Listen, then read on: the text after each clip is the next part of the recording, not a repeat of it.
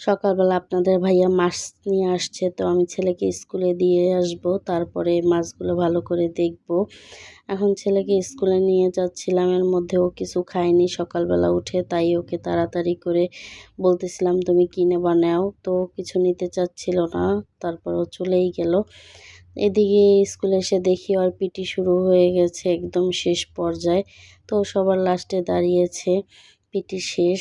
তারপরে আমি ওকে নিয়ে এখন পুকুর পাড়ে গেলাম, কারণ পুকুর পাড়ে ওইখানে জায়গাটা খুবই নীরব থাকে। এর জন্য ওকে এই পুকুর পাড়ে বসে কিছু খাওয়াতে পারি কিনা দেখি। তো খেতে চাইছিল না, খুব রাগ করতেছিল, বলতেছিল আমি আর কিন্তু খাবো না, আমি আর কিন্তু খাবো না। তারপর আমি ওকে জোর করতেছি দেখে আমার দিকে এইভাবে করে তাকিয়েছিল। তো একটু একটু করে মুখে দিতেছি, তারপরে শেষ করতেছে না, মুখে শুধু জমিয়ে জমিয়ে রাখতেছে। ওদের পুকুর পাড়টা আমার কাছে বেশ ভালোই লাগে, একদম নীরব একটা জায়গা। তো বাসায় আসলাম, বাসায় এসে তারপরে মাছগুলো কোটাকাটি করলাম। তারপর কোটাকাটি করে এখন মাছগুলো আমি ধুয়ে নেব। এর মধ্যে ছেলেকে আনার টাইম হয়ে গেছে, ওর স্কুল ছুটি হয়ে গেছে, এখন ওকে আনতে যাচ্ছি।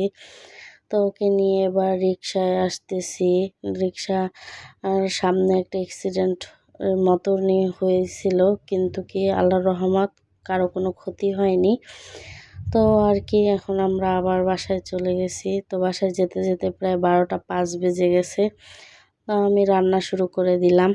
এখন মাছটা ভেজে নিব, তারপরে এর ফাঁকে মেয়েকে একটু খাওয়ালাম মাছ ভাজার ফাঁকে। তারপরে রাইস কুকারে চাল ধুয়ে দিলাম। এখন মেয়েকে কমলার জুস বানিয়ে খাওয়াবো, এর জন্য কমলাটা রেডি করতেছি। তো ছেলে বলতেছিল ওর খুব ক্ষুধা লাগছে, তাই ওকেও এখন খাওয়াবো। মেয়েকে পাশে বসিয়ে ছেলেকেও খাওয়াবো।